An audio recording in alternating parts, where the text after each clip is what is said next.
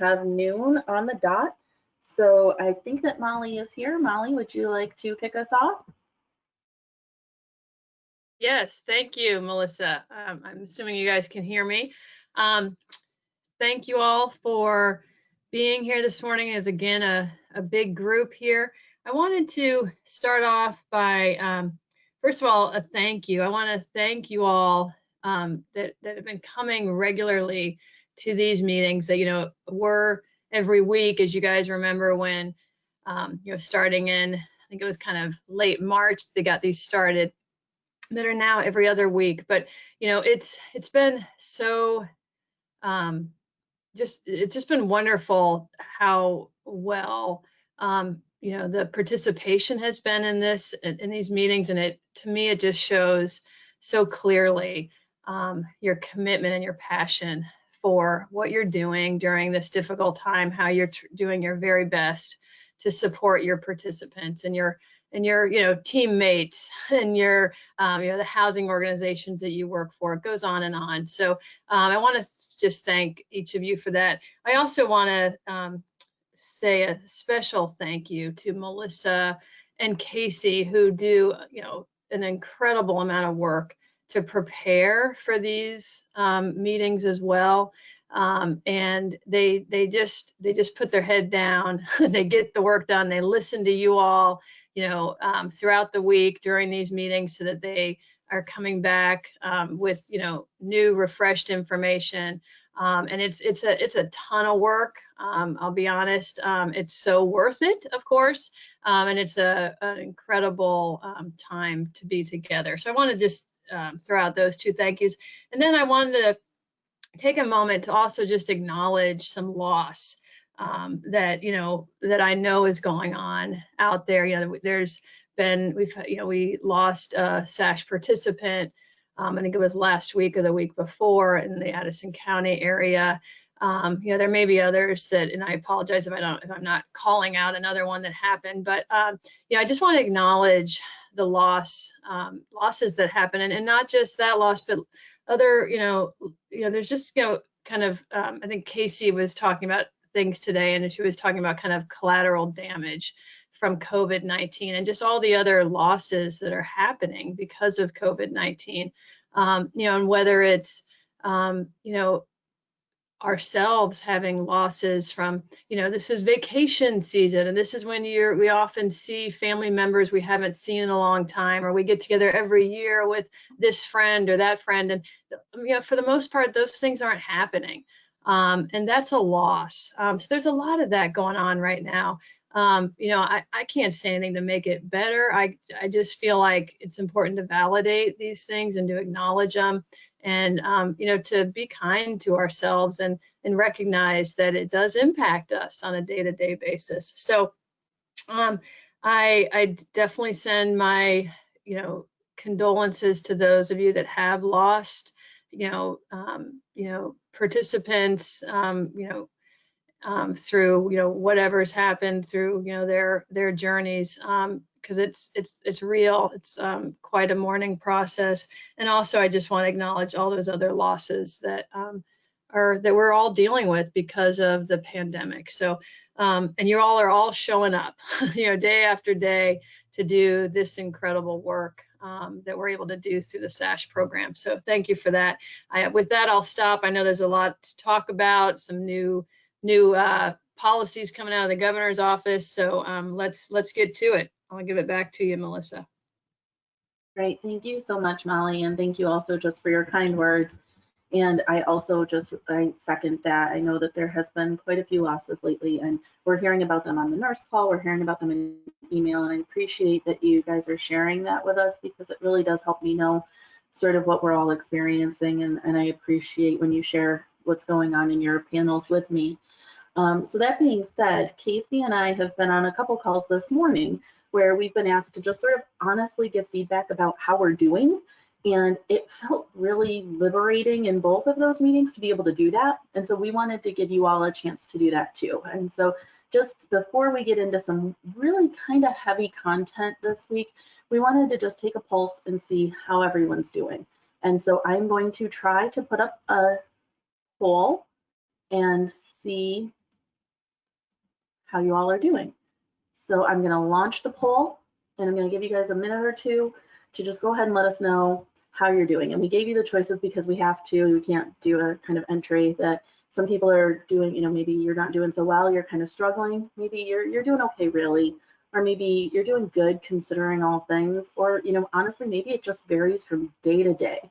And so if you can go ahead and make your selection, we're up to about 67%, which is great.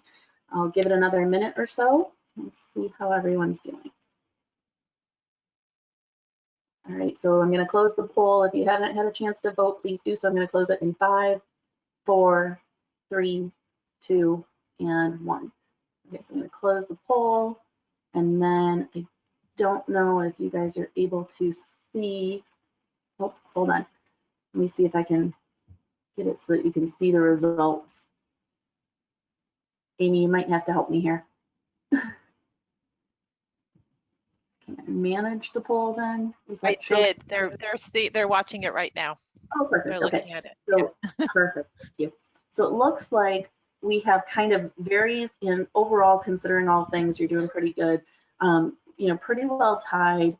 And then, you know, some people, and especially it could just be given the day, but some people are struggling and some people are doing okay. So I think that really just helps to be able to put it out there. I know that it helped me to just be able to say, you know, I'm doing okay right now, but I'm honestly starting to worry a little bit about school, or I'm starting to worry a little bit about winter. And so we wanted to give you all the chance to share that as well. So thank you. And now I will try to get back to showing my screen. Perfect. Okay. There we go. All right, so some of the questions and things that we're going to cover today are what is considered a fever? When should I stay home? How many people can I see in one day? Is it okay to carpool? These are all just questions that have come up this week. We're going to cover a lot more, but now is your chance, as always. If you have a question that we haven't been able, or that I haven't heard from yet, please go ahead and chat it in. We'll do our best to try to get to it. I want to share with everybody the numbers that we normally share. We have gotten into a habit of having in this top right corner where it's blank right now some PHL data, which has been fantastic. Jen tried to pull it this morning and we're having a little bit of a PHL issue. Nothing that should impact you guys, but just from our end being able to pull data. So we will share that on the next call or the next time that we're able, but I appreciate that it looks like there's been an uptick. People have really started using that COVID tab in PHL, and I appreciate that. I know that as a country, we have reached 4 million cases and we're getting close to 150,000 deaths due to COVID. And so this is how that sort of breaks down for each one of our SASH states. Every week when I pull this data, I go to, there's different dashboards that each state has. And it occurred to us that I just assume that you all know that and you're all aware of those dashboards, but I'm not sure if you do, one, and two, I'm not sure if you know how deep you can really get lost into them. So one of the questions that we've been hearing sort of throughout is, how do we know if there's an outbreak? And we haven't had a good answer for that. We've actually asked VDH, we've been trying to think about it, and Casey had a really great idea this week. So I'm gonna go ahead and share the Vermont dashboard. This, maybe I can draw. Let's try and draw. Okay, so this section right here is when you go to the Vermont dashboard, this is what you see, the part that I just really grossly outlined in a square. And it just tells you sort of top, like really high end. So here's how many cases, here's how many people are hospitalized, here's how many people are currently under investigation for being for COVID in the hospital. Here's how many people have recovered, here's how many people have passed away, here's how many people have totally been tested. But there is a way that if you go down and you click on this little arrow to the right, you can select recent cases. And if you select recent cases, you can then see, based on the last 2 weeks or 14 days, so we can see there have been 64 cases in Chittenden County in the last two weeks, where there's been 7 cases in Windsor County. This might be the easiest way to tell if there's been an outbreak in your area. So the website is down here. It's healthvermont.gov. slash response. I'll share it in the follow-up email, but if you aren't using this and you want more information about what's going on in your area, this might be a really great way to find that. That being said, I also go to the Rhode Island page, and I'm not sure if people from Rhode Island are on the call today or not, but you can do the same thing. It gives you sort of the high-level overview here, and then you can break it down by city in Rhode Island, and it can tell you exactly what's been going on in your city. And then Minnesota is a little different. Minnesota, I think it has all the same information. It just doesn't have the same dashboard kind of thing. So this screen looks really busy, and I apologize, but when you go to the Minnesota page, you're gonna see this square first, and then you're gonna scroll down and you'll see this next testing square, and you'll keep scrolling down and all of these graphs will come up. I just couldn't visualize that other than doing it like this.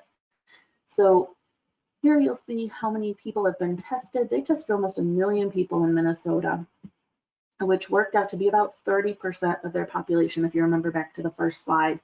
And then it can tell you total positive cases, number of healthcare workers, number of people that have passed away, hospitalizations, and actually in Minnesota, it goes on and on and on. It breaks it up by age, by race, by gender. So there's just a ton of information out there if you're interested. That all being said, we do have a slide later on a new phrase that I just learned this week called doom scrolling. So I would take it all with a bit of a grain of salt that you might not want to spend all day, every day in here, although there's so much information that I think you could. So in Vermont, we have had, Vermont has now mandated a mask. We have a mask mandate. It starts August 1st. I wanted to point out that Rhode Island started theirs on May 8th. And Minnesota started theirs on July 25th. So all three of our states now have mask mandates either in place or starting up. And Casey, I don't know if you want to talk a bit about the mask mandate or if you wanted me to, but I put the highlights on the screen about the mask mandate. And then also down here is the website that you can go to read the whole thing.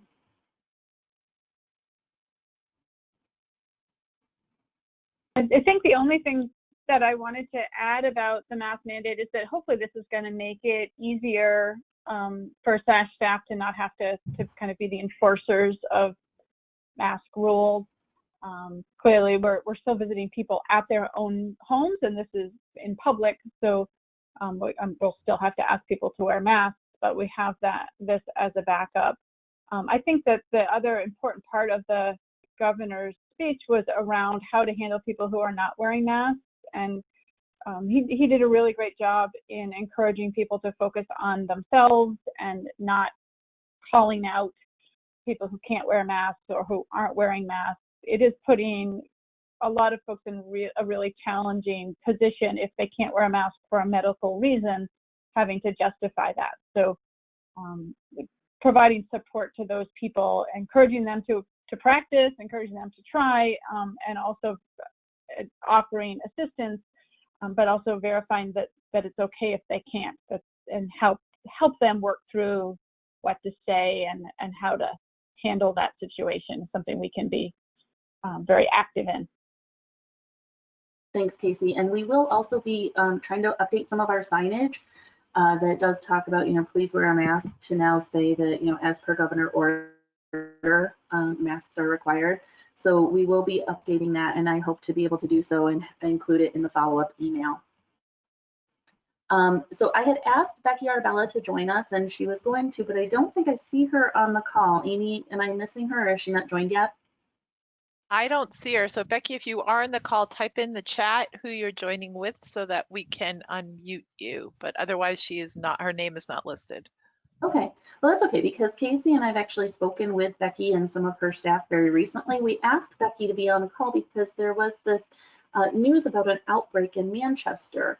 And there was, it was kind of a bit of a controversy because the testing that was being used was different than the testing that VDH had used. So I think, Casey, you can probably walk us through some of what happened down there. And if Becky's able to join, she can, but otherwise we'll just go ahead and talk through this slide. I know she's got a lot going on in her area right now because of this.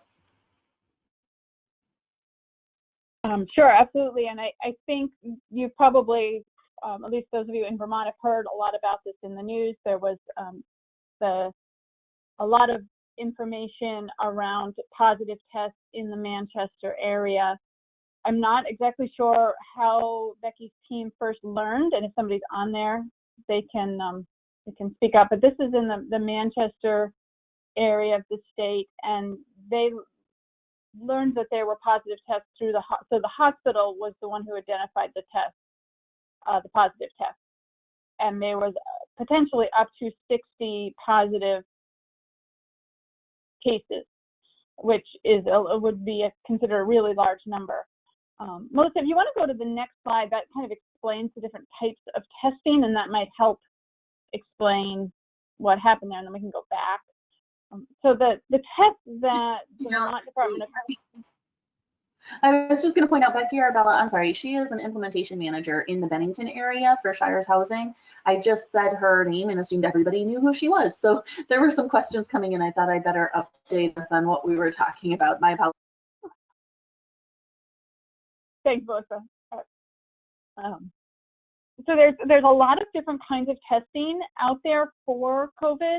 The one that is being used in most of the country and that is recognized by the Department of Health is the PCR test. That's, if you've been tested, that's the test you've probably had. It's the Q-tip up the nose, and it's looking for actual genetic material of the virus. So that one takes hours to days. It is slightly problematic right now because there are so many people getting tested that some of the regions that are needed to run the test are in very short supply. And so it's taking a long time to get test results back. And as we know, people are most infectious kind of 2 days before they show symptoms and then a couple of days after they show symptoms. So if it takes 5 days to get your test back, that's a problem because you don't know, you've spread the virus quite a bit by the time you find out it was positive. So that's problematic. This is also a test that's being used for testing pools of people in some places, or being talked about being used a lot more as schools reopen, where they test a whole bunch of people at once with a PCR, and then they just run the test once. And if it's all negative, then everybody's fine. If there's positive, they have to individually test people. So this is the one that the Vermont Department of Health is relying on. What was being used in Manchester in the hospitals was the antigen tests, which were approved by the FDA on May 9th for emergency use. And these are very quick tests. They detect fragments of proteins found on or within the virus. And again, it's a nasal cavity swab, but it can be run in the doctor's office. It's very cheap, it's very fast. It's supposed to be highly accurate for positive cases, but there may be a lot of false negatives. And that was part of the confusion in the Manchester case because these were positive. And so this test is considered to be highly accurate for positive, but it is not currently recognized by the Vermont Department of Health. And so they retested a lot of those people who had initially tested positive on the antigen test with a PCR test. And most of them tested negative on the PCR test. So that led to a huge amount of confusion in the Manchester area. Jody's saying in the chat that they want people to have symptoms to get the antigen test. And that is what I have read also, but I'm not sure that that's always how it is being used. Because it's so quick and because the PCR results take so long, there was a huge amount of fear in the Manchester area. The people who were testing positive with the antigen test were from the surrounding area as well, so there did not seem to be a lot of connection between them. The Vermont Department of Health did do contact tracing on everyone who tested positive, and eventually it took about a week before they were able to declare the area not having an outbreak. My understanding, and feel free to jump in also, Melissa, is that Becky had all of her SASH panels go back to phase 1, and they are now at this point starting to ease out of that phase and see people again now that it looks like there isn't an outbreak there. Anything else you want to add to that? No, that was my understanding as well, Casey. And I did just want to point out that there was a chat that Susan Abel had a PCR test on Friday at the Fairgrounds and got the results back on Sunday. And I think that she's bringing that up because we said that there's a long, it takes hours to days, so longer to get the results back. And so, Friday to Sunday seems fairly quick, which is great, but it is longer than the minutes in the doctor's office. So I think that's just what we meant by takes a long time. It's longer than the antigen test. Yes, and it's in different parts of the country, it's taking longer depending on what lab you use. So I think in this area, our labs aren't as overwhelmed as in other parts of the country where there are so many people being tested every day. Right. And I wanted to, I asked Becky on the call is just that I thought that she did a really great job with hearing that there were possibly 60 people. Manchester's not a large city. So hearing that there were possibly 60 people infected in Manchester was, alarming. And she instantly went back to phase 1 just while they were waiting to figure it out. And I thought that was really just a very good approach, almost like a cautious wait and see what's happening approach. And so I'm sorry that she wasn't able to join us today, but I think that you covered most of what we wanted to share from the Manchester area. So I'm going to go ahead and move us through, although there is one other question coming in, sorry, about the testing at the fairground. Sabina's asking if that's by doctor's orders.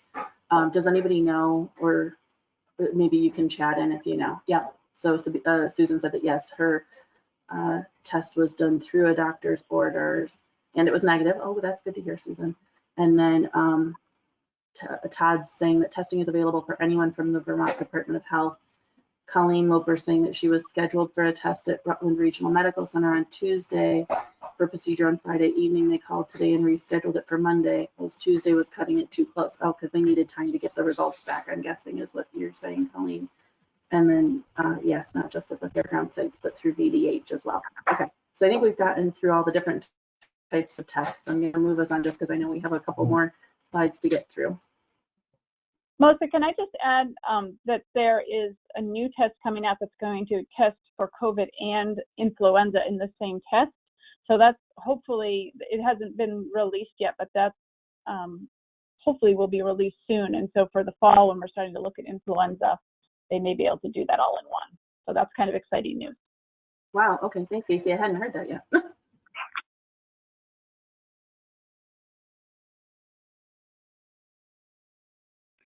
I think this is my slide also. There's a lot of exciting news about vaccine updates.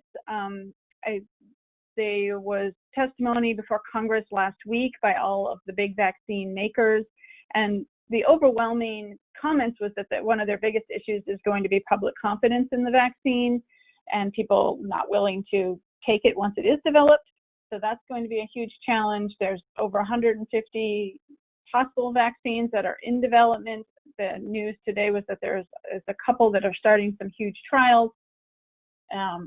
There's one company saying they anticipate some limited amount by as early as October 2020. That sounds super optimistic, but most are saying by the end of 2020 or early 2021 that there could be a vaccine available. The FDA said it expects that a COVID-19 vaccine would prevent disease or decrease its severity in at least 50% of people who are vaccinated. So this isn't going to be a cure-all. It's not going to totally eradicate the virus, but hopefully it will get us closer to herd immunity without nearly as many people needing to get sick. These studies are receiving huge amounts of money, getting mostly just to get things going really, really quickly. So as far as safety is concerned, and this is where this public confidence issue comes in, they're going to have tested as many as 50,000 people, which is compares favorably with patient testing for other vaccines that have already been approved. So they're doing a huge amount of testing. They're just doing it really fast. Some of the challenges or the things we really don't know yet is they're not doing this testing on older adults. They're not there's been push to include different ethnic groups in the testing. We don't know yet how many doses somebody will need before they actually get protection from the vaccine, and they also don't know how long that protection will last. So you might need more than one shot. Does it need to be a week apart? Does it need to be a month apart? Does it need to be, how often do you need boosters to keep up that immunity? All of those are still unknowns. So a lot to come on vaccines, and I'm sure we'll be hearing a lot more about it. Great, thanks, Casey. We did have some chat in that they had lost audio, but I can hear you just fine, so I'm hopeful that other people can hear us and we're not just talking to each other. Okay. I will move it along. I think that you have the next slide too. Okay. Yes, and this data is a little bit older, but as we were looking at the dashboard, this is just a little bit more of the national data. And if you're following the news, you know things are not going well in most of the country. Cases are exploding. We're over 4 million, as Molly mentioned. This is showing the 7-day average in cases from Johns Hopkins University, and also the increase in the death rate. Back on the beginning of July, we were averaging around 600 deaths per day. We are now over 1,000 deaths per day. But just to give some perspective, even though our cases, for example, Florida's caseload is now higher than New York's was back in April. Back in April, New York, deaths were averaging over 2,000 a day. So the death rate has gone down and is better. I think there's a couple of factors contributing to that. One being that a lot of younger people are testing positive. And so when they aren't getting as sick, or when they do get sick, more of them are recovering. The other factor is that people are learning more about this virus, and so the treatments have gotten better. And then a third reason is that at least at the moment, our healthcare systems are handling the surge in sick patients. So they aren't all at once as they were in New York. They're more spread out, and so they're getting better care. So, but definitely things are trending worse in both in cases and in deaths right now. I don't know if there's any chats in about that. No, there's some pretty interesting chats going through about the speed of the vaccine being created, and how Dr. Fauci did a talk on the topic and said that speed doesn't impact safety. It's just basically a potential loss of investment, because from what Sabina's sharing, they're making the vaccine in tandem with doing the testing. So that way, if the testing comes back and it proves effective, they've got the vaccine ready to go. But if it doesn't come back through the trial as effective, then they would have to scrap it and start over. So that the speed shouldn't affect the efficacy of it, but that it could impact the amount spent. So that was what's coming in. Oh, good, I got it right. Okay, that's what's coming in through the chat. Not necessarily directly related, but also connected to the vaccine, and really super interesting. I'll try and see if I can't find that article that Sabina's talking about with Dr. Fauci and share it in the follow-up call. And then on this one, Casey, I was able to actually find the updated, and this was updated as of 3:34 this morning. So if you wanted to talk us through sort of what this tells us too. Yes, great. And this one is actually kind of encouraging to look at, because when I shared this on the Wellness Nurse call last week, there was a lot more states that were in that kind of bright red. And this is the percent change in the last week. So that bright red is a greater than 100% increase in cases, which now is just Tennessee. But last week it was California and Florida and Georgia, I believe. So this is means cases aren't going up quite as fast. So they're more at the plus 50%, in the 50% range for most places. And then the bottom three is us. I think, there we go. Well, this is zooming in for us. So the bottom three are our three states. I think Vermont, it doesn't have a color because we have such low cases that it's not really applicable. We could easily go from 6 to 10, and that's, a 50% increase, but doesn't say a whole lot. Though Rhode Island's going down, Minnesota is up. Just a whole bunch of different ways to look at these numbers. As you can tell, I do a little too much doom scrolling sometimes, which I'll talk about in a moment. You can go to the next slide, Melissa. Okay, thanks. And thanks for explaining why Vermont wasn't colored. I was trying to figure that out this morning and I couldn't quite grasp. So I appreciate that explanation. I think that one of the things we keep bringing up and is really important to keep talking about and thinking about is that when we see these scary numbers, when things are getting worse, when there's cases in our area, people stop seeking medical care. And we know this is data from March and April, and this is from the CDC, that emergency department visits went down 42%, visits for heart attacks went down 23%, strokes 20%, and uncontrolled high blood sugar down 10%. And that doesn't mean that heart attacks and strokes and hyperglycemia weren't happening. People just weren't seeking emergency medical care for it. And that's certainly very concerning because people die from those things. So this is wanting to reiterate again that this is an important time to talk to our participants about the importance of seeking care for emergencies, getting medical needs met now while it's safer to do so, that kind of thing. And on the next slide, it shares some of our data for that same period. And the first is from patient ping, and this is total deaths. This is from April to June in this year compared to last year. So definitely an increase in ping data. We did add one additional hospital, so that probably explains some of that increase. PHL exit data isn't showing a lot of increase, but again, a lot of that probably hasn't been entered for June yet by folks. And then an increase in deaths in Cathedral Square housing. So as far as we know, only one of those people passed away from COVID-19. So I look at these numbers as collateral deaths, that these are folks who, not that we could have intervened and saved them, but potentially they are deaths because they didn't seek medical care or because medical care wasn't available when they needed it. So something to keep in mind as we move into the fall and potentially into a period of time when people will again stop seeking medical care as well. I think there was a chat or two.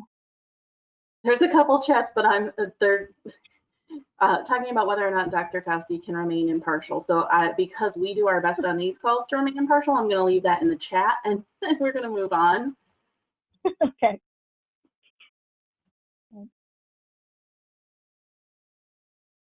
This is the newest health update from the Vermont Department of Health. It's the newest health alert, and this came from the CDC. So this is also applicable in Minnesota and Rhode Island. This is just the Vermont version of it. This is some changes to isolation and precautions for adults who test positive with COVID-19. And you can find this on the Department of Health website. It's also on the CDC website.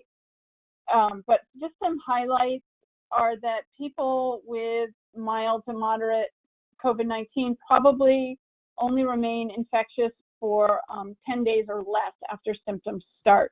So they were saying 12, they were saying 14, now they're saying 10 from the onset of symptoms if you have mild to moderate.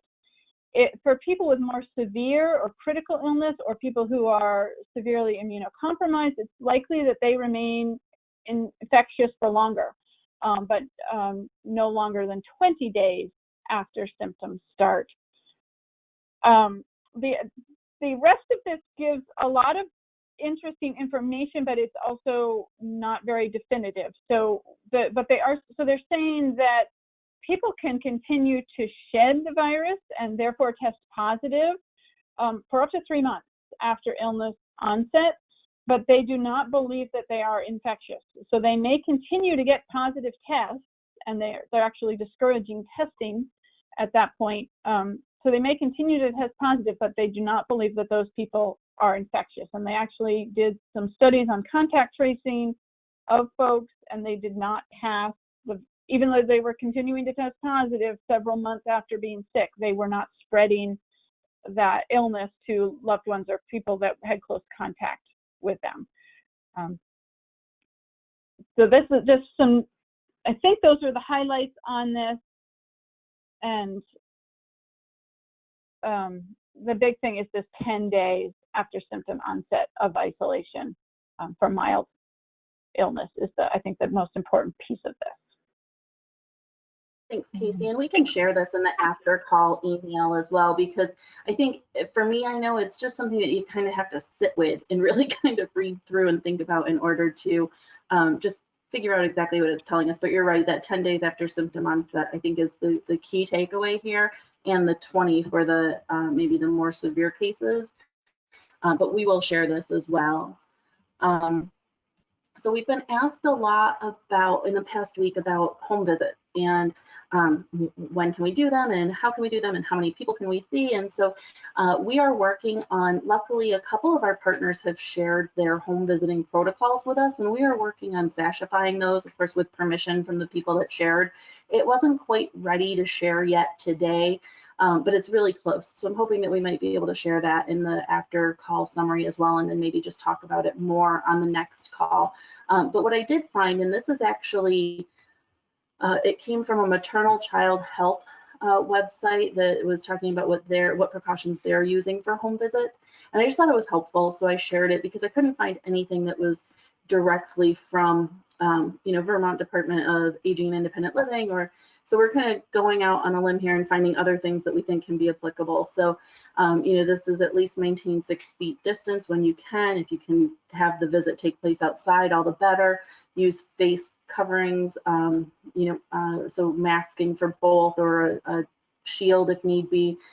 Make sure that you take your temperature, have the participant take theirs if they can, or if you can.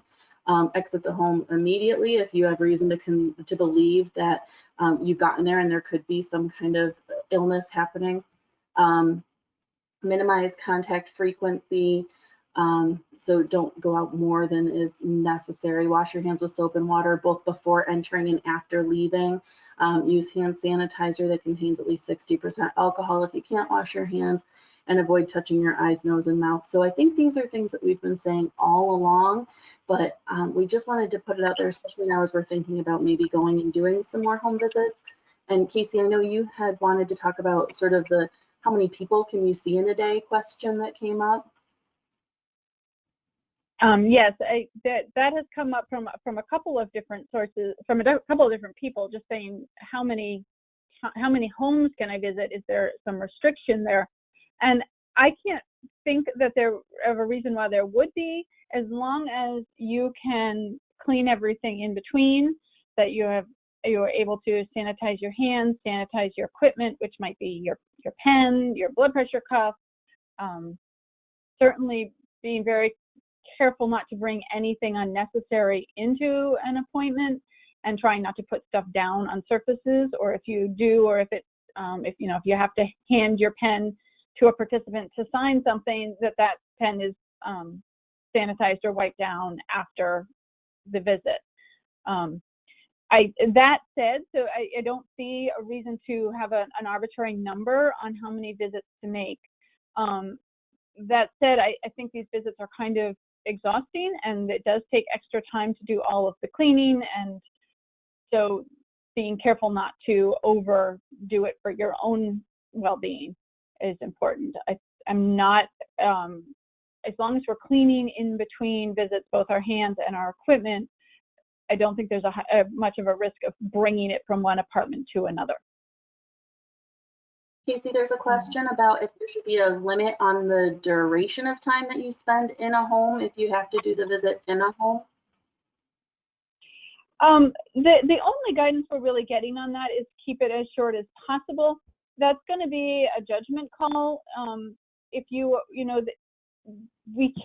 we probably shouldn't be sitting and having long conversations with folks like we used to, and that's a real challenge right now, because that's what a lot of people really need. But if you need to spend 15, 20 minutes with somebody because that's what they need to really work through a problem, whether it's some issues with their medication or some very confusing paperwork, and you need to do that in person with them, that's what needs to happen. And as long as you can, as much as you can, keep that distance, trying to have them, have the windows open. I don't want to prescribe a time limit because it's going to be based on judgment and really based on the situation. Again, that may be different from different employers, may have limits. So you should definitely check in with your supervisor about that. Thanks, Casey. And then there's another question too, or a suggestion, I guess, actually by Jody, saying that she's wondering if when we're seeing people face to face and we do that screening about positive or negative symptoms, if we should be documenting that in our notes. So like, prior to going out, completed the screen, they, answered negatively to all of these, so felt the home visit was appropriate. Do you think that should be going into encounter notes? I think you're going to be doing so many of those that's going to be a difficult workflow, but certainly if there was any questions, you would put it in, or if you got if they answered one of the questions positive, and if there was a reason that you did a quick visit anyway, that should certainly be in there. But I don't think we need to document a response to every single screening. I see there's also a question from Sarah about assessments. That's whether, as far as a time limit for assessments, I assume is what you're asking about, Sarah. And again, that's going to be kind of dependent on what phase you're in. In phase 2, a lot of it's happening over the phone, and then you go for a quick vital signs, mini-cog visit. Whereas in phase 3 and definitely in phase 4, you might be doing the whole assessment in person. If they can't be outside, if it's in a small cramped apartment, you may want to do a lot of that assessment by phone, even if you are in phase 3 or phase 4. If you're able to meet outside on the porch, then that's gonna, and it's gonna take a while to do that assessment, that's probably okay. Casey, one of the other things that I've read too is that it really helps to set the expectations. So if people are used to seeing you come in, sit down, spend an hour with them, and that's not going to happen, you're going to go in, you're probably not going to sit down, you're going to be there for 15 minutes. Better to tell people up front when you're scheduling the appointment that that's what's going to happen, so they understand going into it that this is going to look different than normal, but we're trying to ease our way back in. And some of that is already going to be in the home visiting guidelines or protocol that we're going to be sending out as well. But I just wanted to share it here. And then you also were thinking about sort of when we should stay home. Did you want to talk us through this a little bit? Yeah, absolutely. I think that this is, I know every time I need to go visit somebody, kind of just a mental checklist of deciding when to go and when to stay home. And certainly you need to check your temperature. And if you have a temperature over 100.4, you should not go anywhere and you should not see anyone. But some of the others are much more vague. I know a lot of people have allergies. The allergens are terrible right now. I dropped my son off at camp this morning and he got in the car and he sneezed immediately. And I was teasing him, but I said, hey, that's not allowed. You can't do that, or you can't go to camp. So, there's obviously that's an allergy issue. So you got to know yourself a little bit. So if you have allergies and that gives you a sore throat, then that's probably what it is. But if anything is new or anything is different, then stay home. Some people have migraines, and so just because you have a headache, maybe you need to stay home and that's fine, but you don't have to stay home because of COVID because you have a headache, unless it's something that's abnormal for you. Certainly, if you just really don't feel well, even if you don't have any of these other symptoms, you should be staying home. And if you've had any possible exposure to someone who's been sick, and we're going to talk about that, I think, in another few slides as far as risk is concerned. Go to the next slide. There's just some chats coming in about phase 3 recommending that most assessments would happen remotely anyway. So that was just the chat that was going on. So I'm going to probably try to zoom again because this slide is really hard to see even zoomed.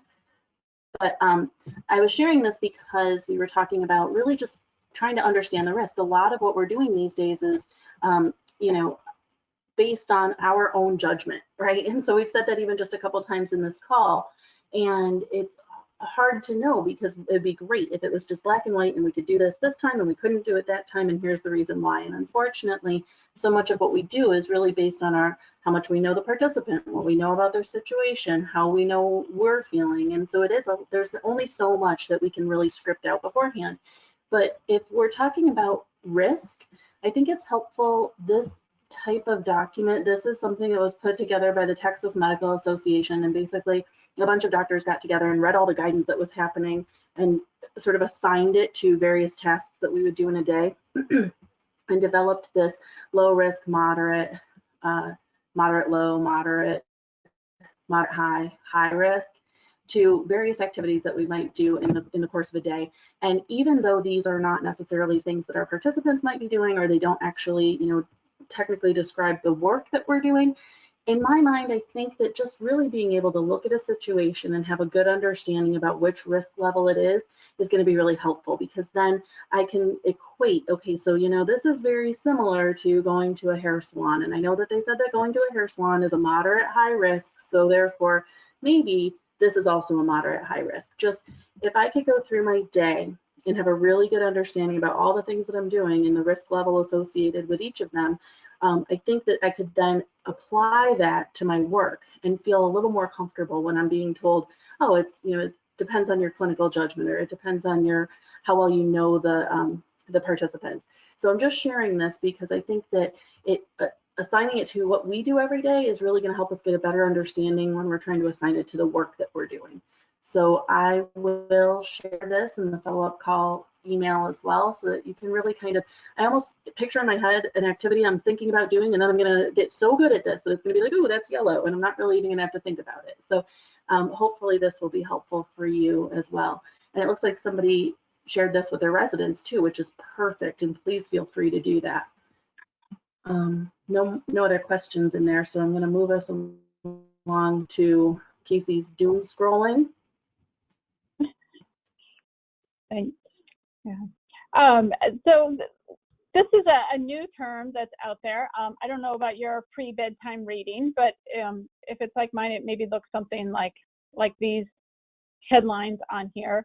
Doom scrolling kind of traps us in a vicious cycle of negativity, and it really fuels our anxiety. It's emerged as a new slang to describe the practice of endlessly consuming doom and gloom news. It's certainly not new to COVID. There was plenty of doom and gloom news prior, but maybe more of us are doing it. I know I didn't do this before March. But there are a couple of ideas around this. One is that our minds are wired to look for threats when we are stressed or when we feel anxious. And so doom scrolling is a way to look for danger. And the more time we spend kind of scrolling through the news, the more we find those dangers, and the more we get sucked into them, and the more anxious we get. This is certainly not the best thing to do right before you go to bed. It's not the best thing to do first thing in the morning. It's probably not good anytime. But there's a couple of suggestions out there on how to stop or how to decrease the anxiety around it. One is to set a time limit, that you're just going to look at the news for 10 minutes or whatever time works for you, but to set a limit. The second is to decide what it is you're looking for before you start.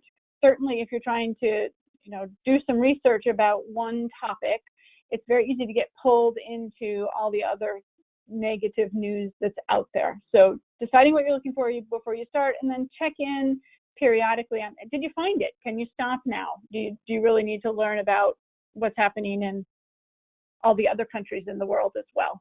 So just wanted to share that because I think it is a phenomenon that's going on.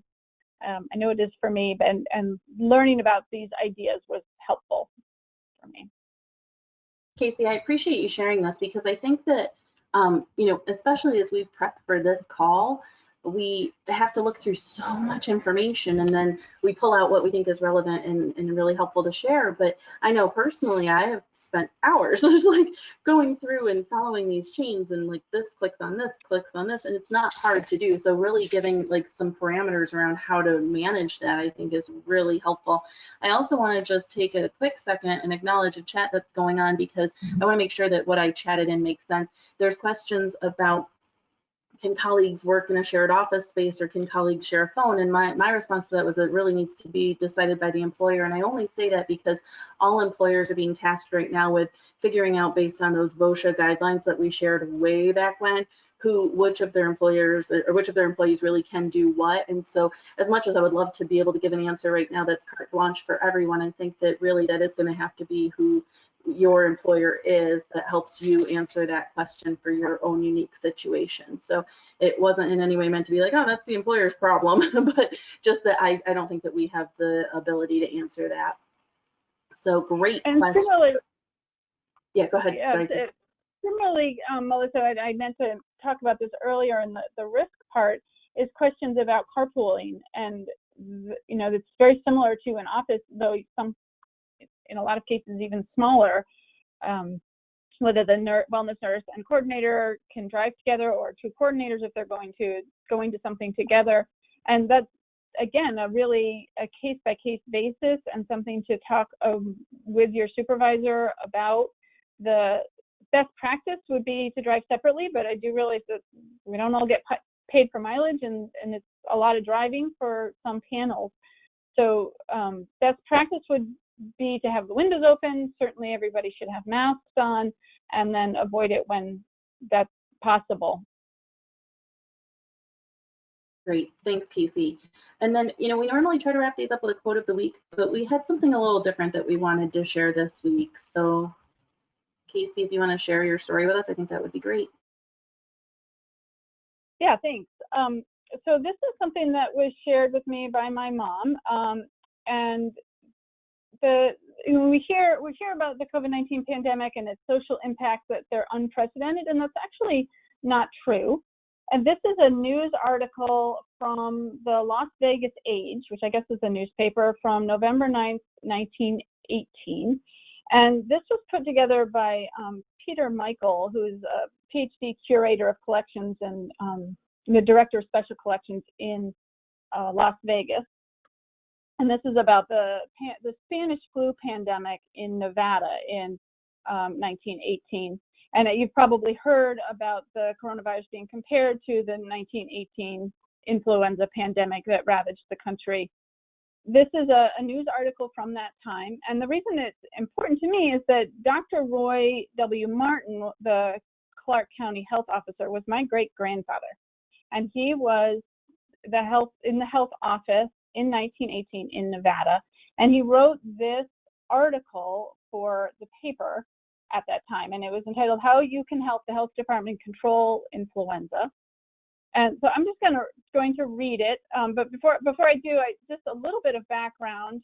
This was called the Spanish influenza, but it didn't originate in Spain. It's that Spain was the only country to report it truthfully, because there wasn't wartime censorship. And that this took place right after the end of World War I. So the influenza swept around the world in the final months of World War I, mostly as soldiers were returning from the war in early 1919. And it killed more people in 6 months than died during the war, in the 4 years of the most horrific war the world has ever witnessed. So the Spanish flu, the influenza, was far deadlier than COVID-19.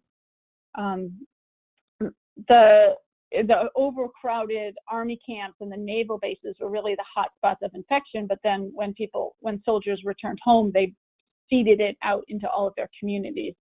And it across the nation and hit a lot of rural areas and small towns and Indian reservations, which was the case in Clarks County. So his article is that we are in the midst of an influenza epidemic which has been sweeping the country for several weeks. It must be controlled or a great loss of life will result. The public must cooperate and observe the regulations of the health department, or little will be accomplished. If you do your duty, you will have but little to fear. see to it that the following regulations are observed to the letter. And then there's a list of do's and don'ts, which probably sound kind of familiar to us. Assist in preventing gatherings and crowds. Insist on isolation of people with symptoms of influenza. Demand that all people who care for influenza cases wear masks. Save all energy, thus avoiding fatigue. Save energies for necessities. Brush your teeth, gargle your throat, and spray your nose with antiseptic solution. I'm sure that wasn't bleach, but he didn't specify. Remember that people can carry influenza for several days after they think they are well. Do not stand close to or directly in front of one while talking. We respectfully urge every person to wear a mask as required by the order of the city commissioners. And then Dr. Martin concludes, the success of this campaign against influenza depends upon your cooperation. Intelligent people will, others must cooperate. We ask your assistance in enforcing the regulations. So I thought that the connections with what's happening now are really interesting. And of course, how did that story end? The pandemic passed and life returned to normal, and it pretty much disappeared from our collective memory. So unlike today, on a local level, it was a story of resilience, neighbors helping neighbors, a heroic response by overworked doctors and nurses, communities working together to safeguard themselves, people caring for their families and for others. And it's our story too, and it should give us hope. So I wanted to end with that message that this will pass. Thank you so much for sharing that. And I just love that you and your great grandfather both were really, a big part of helping people cope with pandemics in your time. And so thank you for all of your work that you're doing on this, but also thank you for sharing the words of your great grandfather. The similarities are striking. So that ends our call for today, and I appreciate all of you. Thank you for joining. Thank you for all the work that you're doing. I will follow this up with an email, as I always do, and our next call is going to be the week of August 10th, although as I say that, I'm not sure exactly what the date is that Monday, so maybe it is August 10th. I'm looking really quickly here. Okay, the next call is August 10th, so hopefully we will see you all then. Thank you all.